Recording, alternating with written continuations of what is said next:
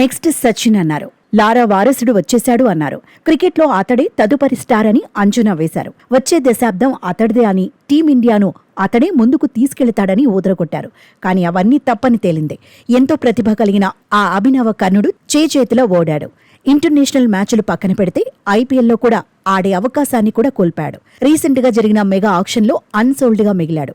ఇటీవలి ముంబై రంజీ ట్రోఫీ జట్టు నుంచి కూడా పృథ్వీ షా ఉద్వాసానికి గురయ్యాడు. ఇలా ఈ 25 ఏళ్ల యంగ్ ప్లేయర్ ప్రస్తుతం కెరియర్ పరంగా తీవ్ర ఇబ్బందులు ఎదుర్కొంటున్నాడు. దాంతో పృథ్వీ షా కెరియర్ ప్రస్తుతం అగమ్య గోచరంగా మారింది. తాజాగా పృథ్వీ షా పతనంపై డీసీ మాజీ అసిస్టెంట్ కోచ్ ప్రవీణ్ ఆమ్రే సంచలన కామెంట్స్ చేశాడు. అతడు చిన్న వయసులో 30-40 కోట్లు సంపాదించాడని, దాంతో చిన్న వయసులో అంత మొత్తంలో సంపాదించినప్పుడు తప్పకుండా దృష్టి మరలే అవకాశం ఉంటుందని ఆమ్రే తెలిపాడు. పృథ్వీ షా విషయంలో అదే జరిగిందన్నాడు. ఒకసారి భారత మాజీ క్రికెటర్ వినోద్ కాంబ్లీ పతనం గురించి కూడా షాకు ఉదాహరణగా చెప్పానని, అయితే అది కూడా పనిచేయలేదని వెల్లడించాడు.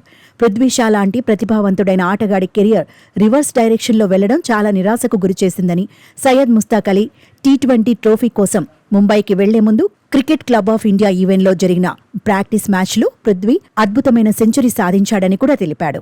ఐపీఎల్లో 30 బంతుల్లో హాఫ్ సెంచరీ చేసిన వ్యక్తి ఇవాళ అన్సోల్డ్ గా మిగిలిపోయాడన్నారు. షా జీవితం భారత క్రికెట్లో ఒక కేస్ స్టడీ అని, అతడికి జరిగింది ఇంకెవరికి జరగకూడదని తెలిపాడు. టాలెంట్ ఒక్కటే ఉన్నత స్థాయికి తీసుకెళ్లదని, క్రమశిక్షణ, సంకల్పం, అంకిత భావం అనేవి మనిషికి చాలా ముఖ్యమని పేర్కొన్నాడు. పృథ్వీ షా తన అండర్-19 రోజులలో రాహుల్ ద్రావిడ్, రికీ పాంటింగ్, సౌరవ్ గంగూలీ, సచిన్ టెండూల్కర్ వంటి అనేక మంది ప్రముఖ క్రికెటర్ల నుంచి సలహాలు కూడా అందుకున్నాడు. కానీ ప్రయోజనం లేకుండా పోయిందని ప్రవీణ్ ఆమ్రే చెప్పుకొచ్చాడు.